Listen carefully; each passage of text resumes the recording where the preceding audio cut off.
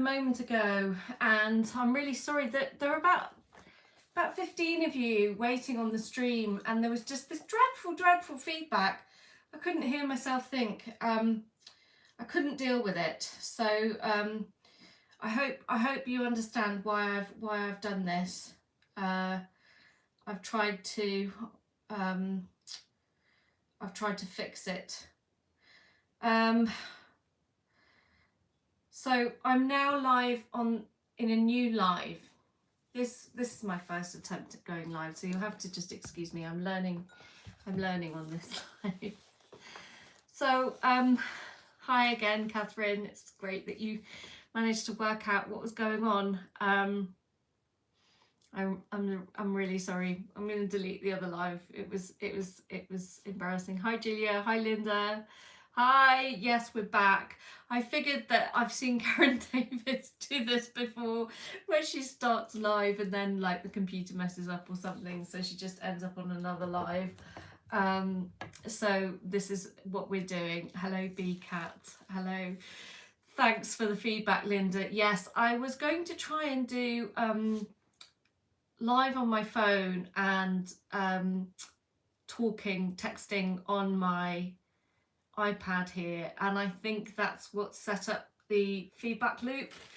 So what I'm going to do is just, hi Shirley, what I'm going to do is just see your messages coming up on the screen. I hope this is going to work out okay. So first of all, thanks for joining me. I have had a brilliant weekend. So much fun going to Manchester for the Standing for Women event. Hi Teresa. The Standing for Women event in Manchester this weekend. The Let a Woman Speak. As you know this. Kelly J. Keane is going all around the country. She's inviting women to take up space in public and to use their public squares. We have a number of speakers' corners around the country, not many of them, of course. The most famous one is in Hyde Park in London. And last weekend was Manchester. So we went to St. Peter's Square. This is famously the place where the Peterloo Massacre happened. I didn't know that. Anyway, St. Peter's Square is one of these urban squares, centres, with these like massive kind of Victorian urban buildings. People in other countries may not be aware of just how many of our cities here in the UK have got these huge structures which have been there for hundreds of years in many cases, and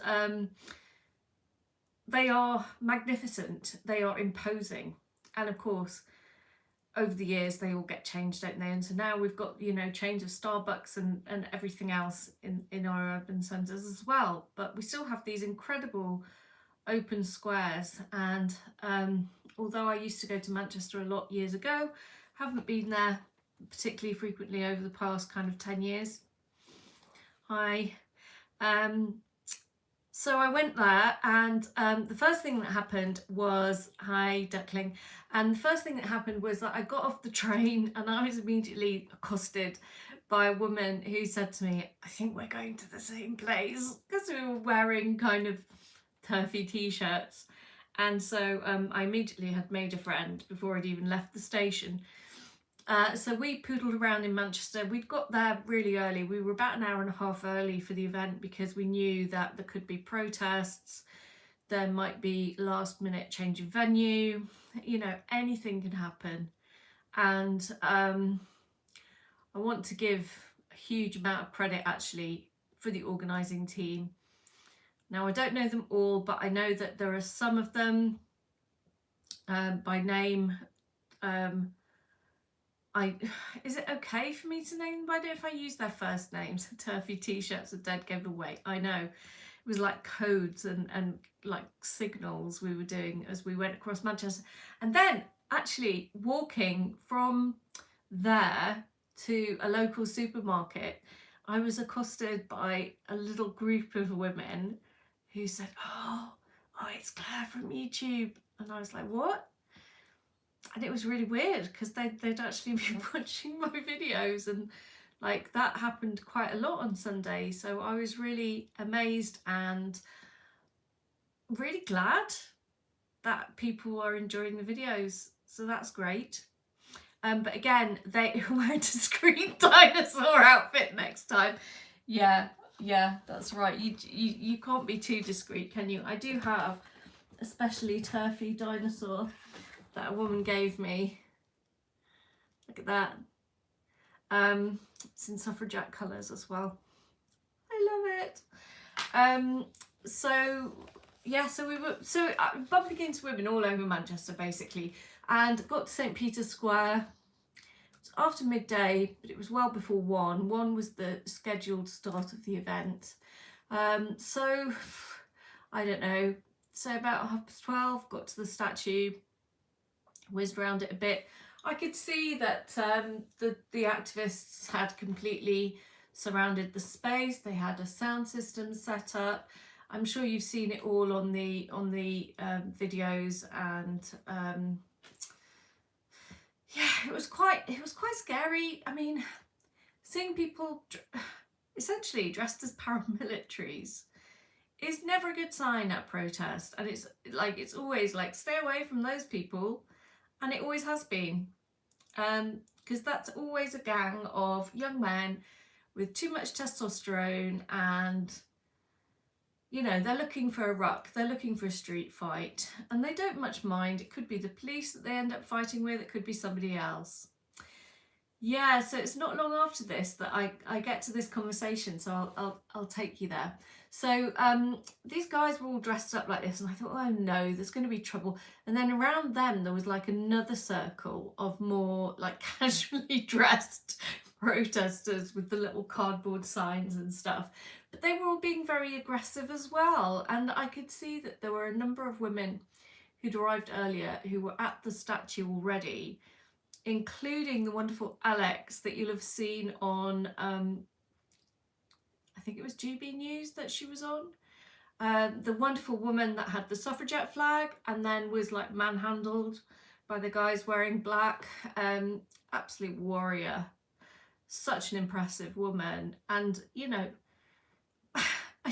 these children, these absolute children with no respect, just drives me crackers.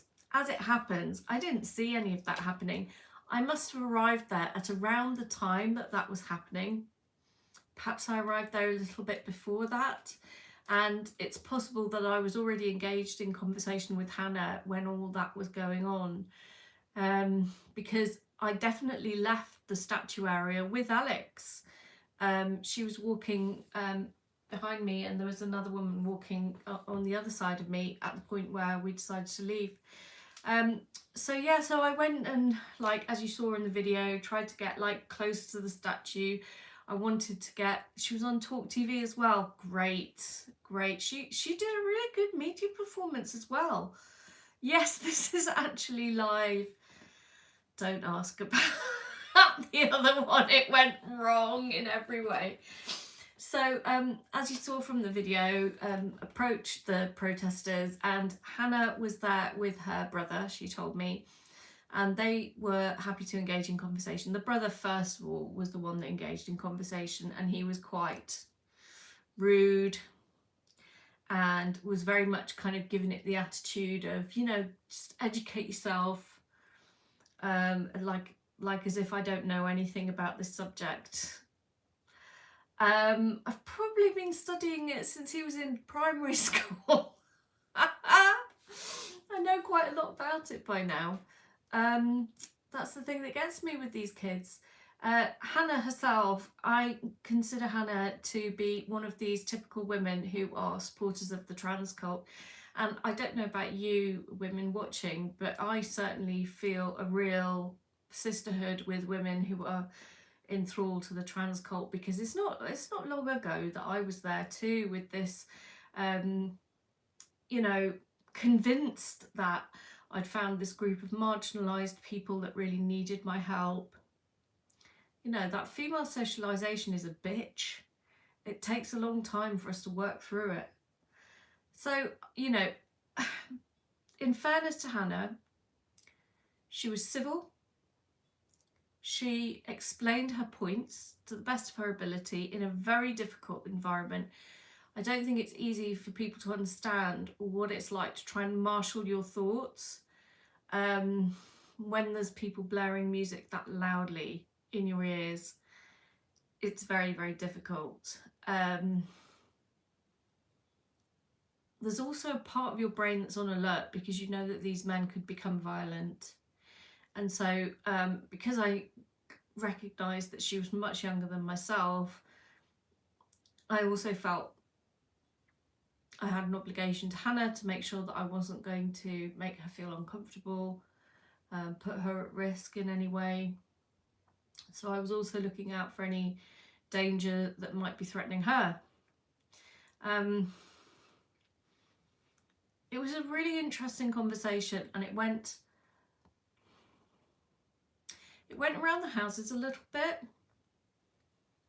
If we'd been in a different environment, I think we'd have been able to drill down into the conversation a bit more, because like the thing about them saying like, what is it that you want? What is it that you want liberation from?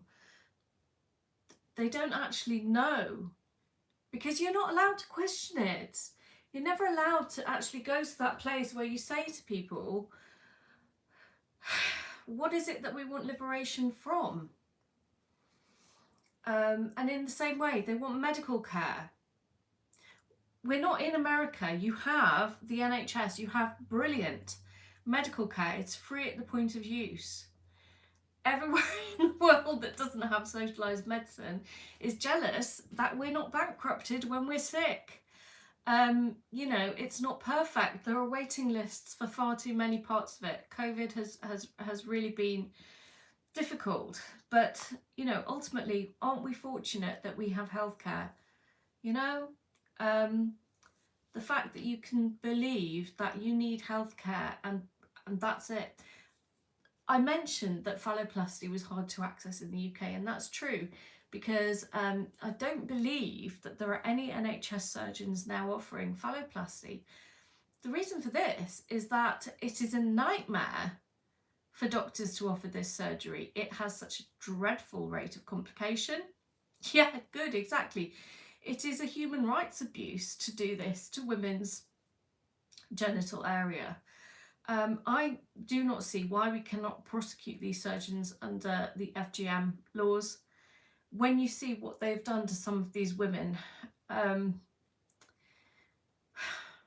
not going to go into it in this stream, but it's appalling. And that is the one that is difficult to access in the UK, and that is because the NHS has standards of clinical care that say that if something isn't up to scratch, then we don't offer it. And it's additionally because the actual surgeons won't offer it. They won't handle the malpractice suits. They won't handle the rates of complication. So they don't want to do these surgeries. So that surgery is difficult. Anyway, yeah, FGM is illegal in the UK, except for these women. It's like how I talk about safeguarding and how there are groups of children that are lifted out of safeguarding because we give them labels. Same thing is happening here. This is female genital mutilation, but these women are not being protected by that legislation. They're being lifted out of that protection by being labelled as trans men. It's outrageous. So anyway, Hannah really tried her best. She was very civil, she was very articulate, she was obviously motivated by compassion. She was very caring, compassionate, you know, typical young woman. It was all about her Nandi, her trans friends. She wasn't trans herself, but she was very caring for other people, and you know, a good dose of flipping maternity discrimination and you know, all the various kind of oppressions that young women will face will no doubt sadly make her realise that she's got enough battles on her plate without taking on these battles for these grown men who just want to talk about what's in their pants. Yes, she was much more articulate than Jane, that subsequently called Piers Morgan a name on TV. They'd never let her on the TV because she's female. This is a men's rights movement. The female are just cannon fodder. So I'm absolutely not going to disparage her in any way for her commitment to this cause. You know, just wish she'd chosen vegetarianism or something.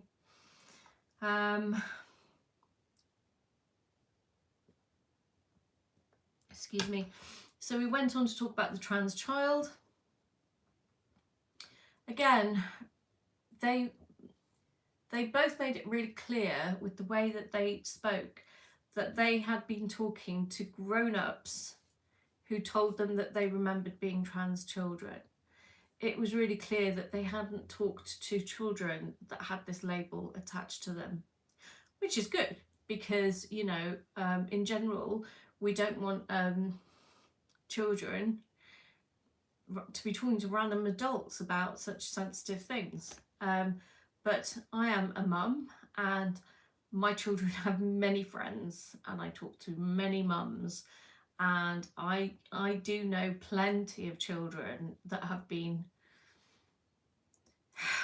what's the word, captured by this cult, some of which have managed to wiggle their way out of the trap before adulthood, some of whom sadly have not. There are certain things that I seem to see in young female people who are adopting these trans identities, and we all know what they are. They seem to be, you know, commonplace features. It's often like some kind of neurodiversity, whether it's autism, whether it's obsessional thinking, whether it's an anxiety disorder. This like obsessional repetitive thinking about themselves in this very, you know, dissociated way. It's frequently associated with attempts at self-injury. And then they learn the script. They go online and they learn the script. And from that point on, it's very difficult to work out what's really going on compared with what they have learnt to say is going on. And I don't envy the jobs of these therapists that are dealing with all of these people that are learning how to converse based on learning the script of a play. They seem to believe that's going to get them the right healthcare, rather than, you know, I had a long conversation with my doctor today, went into the conversation without an end point in mind, because that's the only way to ensure that we're able to work together towards, you know, the goal that I had. If you go in there with a predetermined goal in mind, it's very, very difficult to allow the doctor to do their job and to demonstrate their expertise that they've spent so long honing. So I didn't agree with the construction of the trans child at all, but fair enough, we discussed it. We then discussed, I think there was a bit of an interruption, and I think I said that, you know, we're not monsters, we're not different, we just think differently about this one thing. By that time, I think Hannah had kind of warmed up to me a little bit. She was noticeably less anxious to have the conversation. She was listening much more carefully and really thinking about her responses. You know, I really did warm to her too. She told me that she had that she was not feeling great, and so I offered her some help. She didn't want any help, but she kind of, I think, appreciated me backing off a little bit, and then because I'd backed off a little bit, we were able to continue the conversation a little bit more. And we talked about prisons, about the fact that, you know, over half of people declaring a trans identity who are imprisoned, male people that are imprisoned, have committed sexual and violent offences, you know, which is way more than the rate for men, which is way more than the rate for women. A lot of the points that I raised, she didn't really respond to directly, but then shifted the conversation onto another topic. And I think this is a sign that something's gone in but you can't think about it at that time. You have to kind of go away and let it bed in a bit. So I think that's what was happening. I think that I've thought a lot about that conversation since I had it on Sunday, and I'm sure she has also. I would really like to speak to her again at another protest, see if anything's changed. I'd be happy to platform her for an interview on my channel.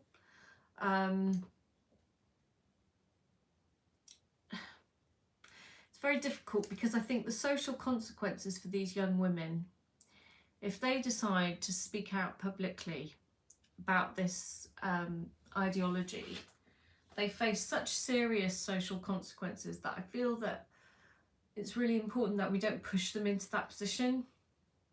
It has to be their choice. And in a way, all we can do is be there for them when they're ready to come look for us. So I hope that by saying to her, you know, we're not monsters, that makes that process a little bit easier when she wants to do that. And then, like I say, this other woman, along with Alex with the suffragette flag, they came up to me and said the police really want us to go now because Kelly-Jay's about to start over there. And we moved across the way to outside the library. Such a great setup that she has. If you haven't been to one of these Standing for Women Speaks Corner types events, do please go to one. She is so well equipped. She has such fantastic like wheeled PA and wheeled speakers and stuff, like on with, you know, like a suitcase handle so that you can like take them there. And then of course she's got the microphones and all of this setup so that really all you have to do if you have something to say is just turn up there. And I wasn't sure whether or not I was going to speak.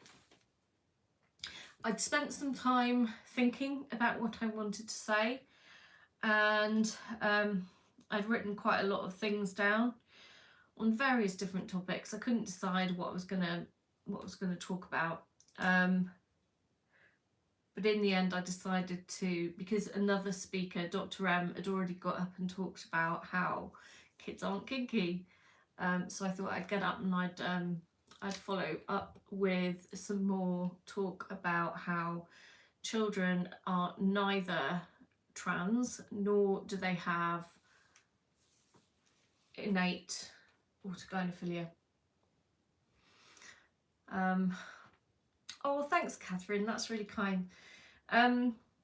Yeah, it was like the week leading up to the Sunday obviously was the week when I produced the content about Debbie Hayton's article in Unheard, and it was really surprising to me that so many women were still not seeing what was being argued, until the point at which someone argues that a toddler has a sexual fetish, and then there's no hiding behind it anymore. You've put that out there, and we've seen it. You know, it's in a publication. There's no wriggle room. There's no saying you didn't say it. You said it. You said it. You meant it.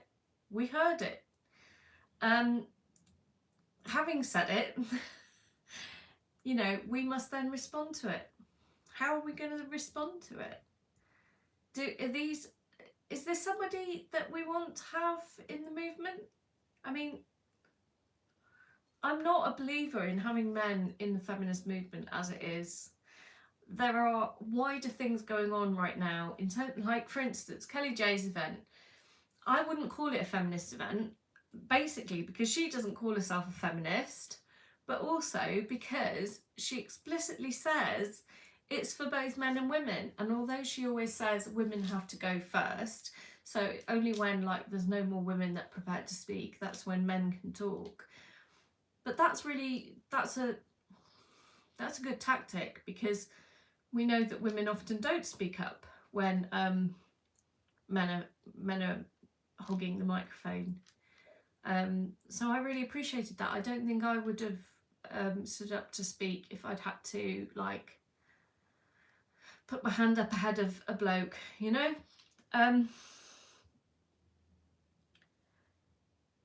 The stories that we heard from those women, I have been haunted since last Sunday by the story of the woman who talked about her mother having a baby in the mother and baby home in Ireland, and how that child died at age 6 months, and how that child is still lying in a cesspit. How to yeah, exactly, the mother and baby home. How can that be? How can we know what's going on? And I tried to make you a video yesterday. I've got ME, and because I've got ME, when I've like overexerted myself, it's like I slow everything down. It's like I slow down, and I really struggled in this piece of video that I filmed, which is why I didn't upload it. But one of the things that I did say in that little video was that you know, we have no idea of the pain of the women that are in that bus queue with us. There are women walking around bearing the burdens that we have no conception of. All around us there are women who are living in, you know, they're living with domestic violence, they're living with honour-based violence, they're living under the threat of FGM. Women are living with you know, losing babies, not being able to conceive babies, having an unwanted pregnancy. You know, women are dealing with flipping endometriosis that goes on for 10 years and no one will do anything about it. Girls are trying to study while they're having flooding. That means that they, you know, they cannot last the distance of an exam, you know? And then they have no flipping women's toilets to change in at the end of it. There is so much that women hold that people have no idea about, not even other women. We contain multitudes, damn it. We really do. And I think, you know, we all need to be perhaps a little bit more aware of that. Perhaps we need to be a little bit more aware of the fact that, you know, this is true on every street. On every street. So I don't know what to say about that. I just have that image. I just cannot shake it. I keep dreaming about it as well. It's terrible. Meanwhile, back on Sunday, so we had this lovely day and all these great speakers, and of course there was all that hoo-ha because there was a woman that like wanted to speak, and then when she started speaking it was clear she was a TRA. Fair enough, you're still allowed to speak, you're still a woman. But then she stole the microphone. What an idiot. I mean, I don't know if anybody's going to be, the police are going to be pressing charges or anything because they got it back. But she was a bit of an idiot. Jay Honeybee, did I go to the pub after? Of course I went to the pub after. Of course I did.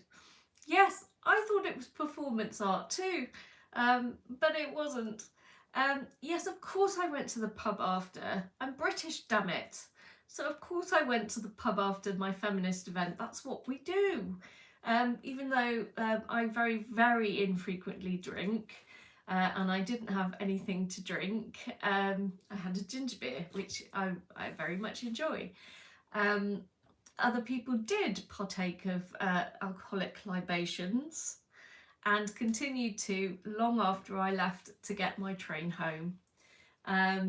It was brilliant. I mean, God, I can't even remember all of the people that I met. I met so many people.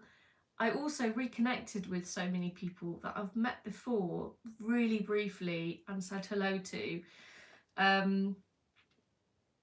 There are absolutely stacks of brilliant women in this movement, and even a couple of decent men here and there. And you don't hear me saying that very often, but there are, and they're all very much appreciated. The bit going from the pub back to the station, that worried me a bit, because I wasn't entirely sure whether or not the TRAs would be hanging about looking for people to pick off, you know, singly, and of course they weren't. You were starstruck. Well, I mean, I always feel when I see Kelly J, she is like this huge, great personality, isn't she? And it comes across in all of her videos, comes across in media appearances, and then you see her and she's like a teeny pocket-sized Wonder Woman. She's a real powerhouse in a small packet. And as another small woman, I feel kinship with that. Yes, I managed to have a little chat with Mr. Menno as well, who obviously is great. Dr. M, I love speaking with Dr. M. I had a lovely chat with her. I saw Aja and Katie, of course. Oh God, and loads of women who I don't know if I'm allowed to say their names, so I'm not going to say their names because I really don't want to get anybody in any trouble. But lots and lots of women that you won't have heard of, that haven't done anything public facing, but are cracking women.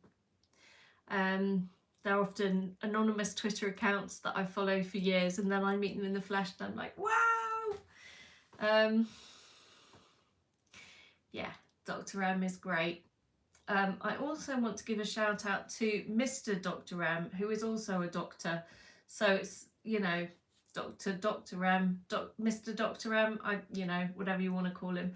But he is actually great, and he even escorted me to a nearby cafe so that I could take a little rest break, because I was worried about having a random protester follow me and attack me.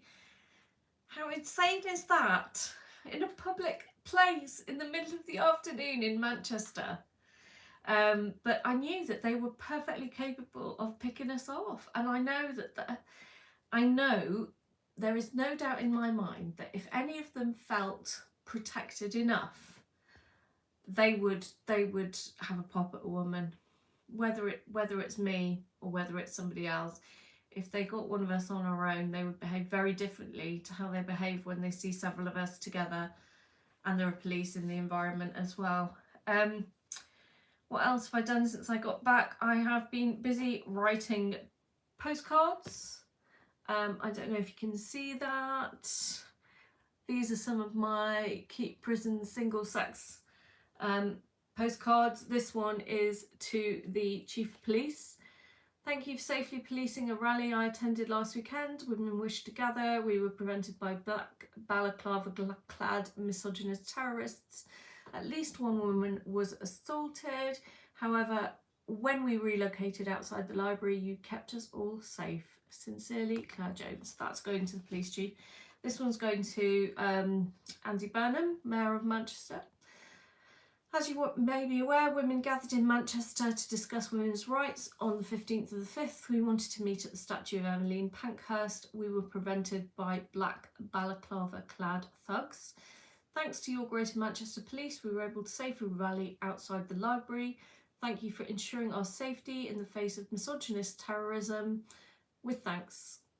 Da-da. So I always say to people that enjoy these events, do write a thank you note or two, in the same way that I always say it when we, you know, see an MP speak out or a public figure speak out. You know, writing a thank you note takes you a couple of minutes. I literally keep loads of these postcards just so that I can write, like, really, the fact that it's only a very small space helps me, because I know that I've only got to write about 4 sentences and that's it. So yeah, I'm really tired, which is normal for me for several days after I've gone out and done something as exciting as going to Manchester. So I think it is getting near time to wrap up. So ask me anything. We've got about another 10 minutes. Ironic the library was displaying photos of DV survivors. Yes, Catherine, it was. And the way that the artist tried to piggyback off the presence of women to promote herself some kind of trans ally was quite sad, especially when they immediately corrected her for using the wrong word, and she immediately abased herself and deleted her tweet and stuff. And it's just like, sad to see you doing that. It's really sad to see you doing that. Anyway, yeah, has anybody got any questions about Sunday? Where the hell is the live chat now? Live chat, let's see. Okay, here we go. So the Black Pampers, yeah, they were crazy. No, I don't want to end the stream just yet. The coining of the phrase the Black Pampers, I think, is the funniest thing that happened on Twitter yesterday, hands down. The fantastic image that Mole at the Door made, just perfect, isn't it? It's just perfect. Although they are scary in person, it does help to have a pretendy kind of name for them. Hello, Sammy. Yeah, thank you. I did enjoy speaking, although I was nervous about it. Yeah, it was good. But some of the DV survivors are trans women. Of course, they are just as high risk as women. Yeah, well, you know, I mean, I imagine if you're going for Arts Council funding, these things are kind of inevitable. Will I speak at the next one in Bristol? I'm not sure I'm going to go. I would like to go, but I have a daughter in an important year at school, and so I have to be careful that I don't promise to do things that I haven't checked with her first. If I'm able to go, then I will definitely go, but as with most women, there are lots of family commitments that I really can't get out of. And sometimes that commitment is just being at home guaranteed on a particular day, isn't it? Because your children need you. So I don't know. I'd like to speak at the one at Bristol. Now I've broken the kind of the streak. Now I've done it. I want to do it some more. It's very you can feel the crowd of women that are with you as you're speaking. It's quite extraordinary in that way. The solidarity and humour of women and male allies is inspiring. It is. And you can feel it while you're speaking. It's weird. I can see why people get into it. Definitely. I've got an addictive personality though. I've got to be really careful with anything that gives me like a big chemical hit, because, you know, like, yeah, I'll speak again at the next one. Of course I will. It gives me like massive dopamine release or something, doesn't it? So, of course. So, yeah, any other questions about Sunday's event?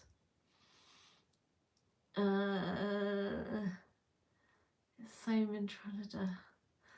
The TRAs spew the same arguments. Yeah, they do.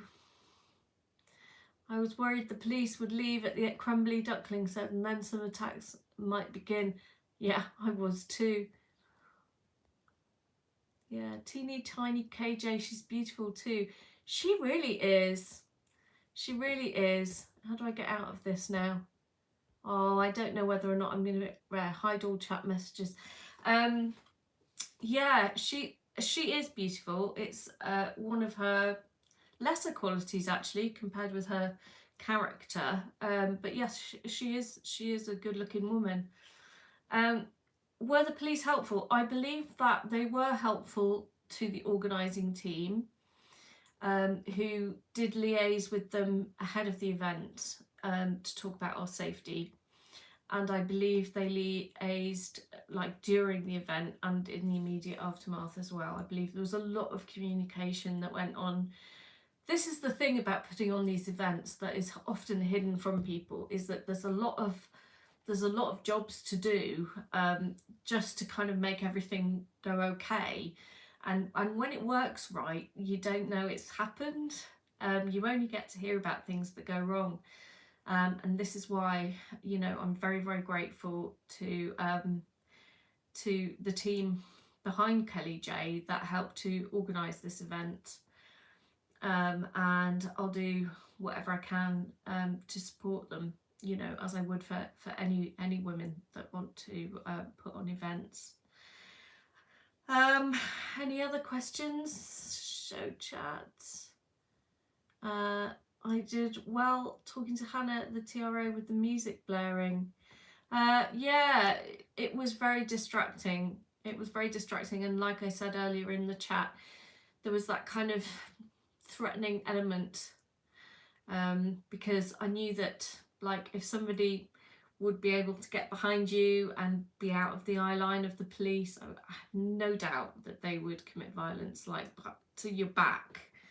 But because of where, you can't tell on the video, but where I actually am in my scooter, I'm in a place where it would have been awkward for that to happen, which I chose deliberately, because it was just like on the entrance into the little circular area next to the statue, so it was like people were passing kind of to the side and not really passing behind me. Like I say, it was deliberately chosen for reasons of safety, in the same way that I would always stay, you know, near a door.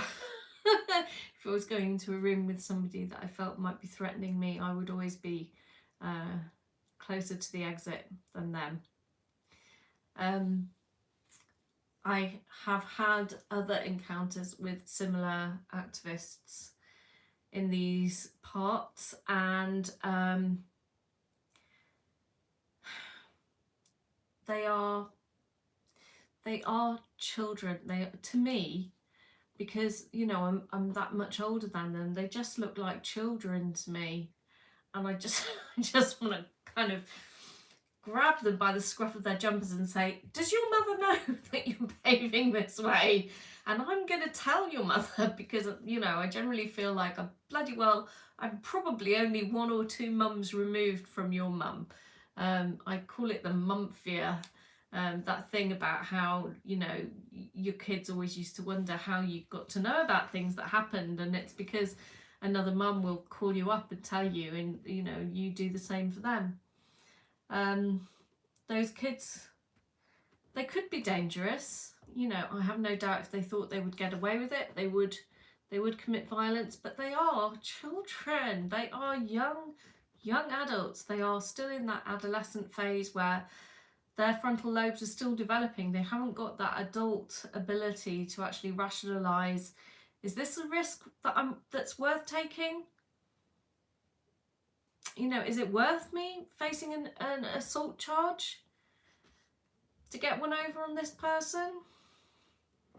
You know, they are dangerous because they're not thinking straight, because they're children, but also you can't treat them as you would an evil adult who's nefarious and manipulative, because they are still, to my mind, until they're 25, I still think of them as children, even though they're adults. You know, you're adults, but to me, you're a child. You're of a different generation, and I'm in a position of care towards you. I just really wish that some more grown-ups would enter the room. You know, it's so much easier to parent these parentless adolescents when there are several parents that are all doing it together. So yeah, that's what I think needs to happen. A lot of them need to learn that no is a complete sentence. A lot of these young lads in particular, they need to understand that if women are saying no, even if those women are your mother's age, even if the women your age are cool with something, If the women your mother's age are not cool with something, you don't get to go in that space. Because those older women also have a vote. Yeah. So, I'm going to wrap up the stream now. This has been my first live stream, apart from the one that I did earlier that was a complete nightmare. So thanks all for sticking with it. Thanks for subscribing to the channel and watching my videos and giving likes and comments. Really, really appreciate all of that. Substack.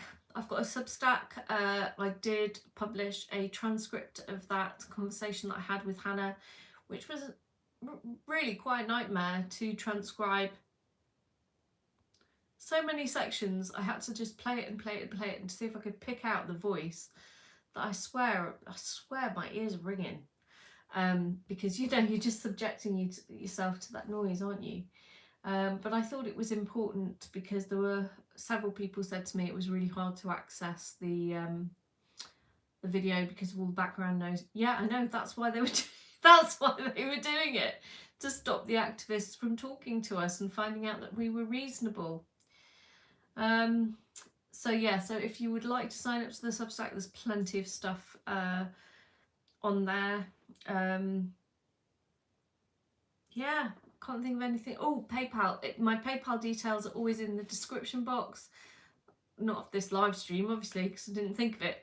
But in general, it's Claire Feminist, same as everywhere. If you wanted to put £1 or £2 in there, I would be very, very grateful.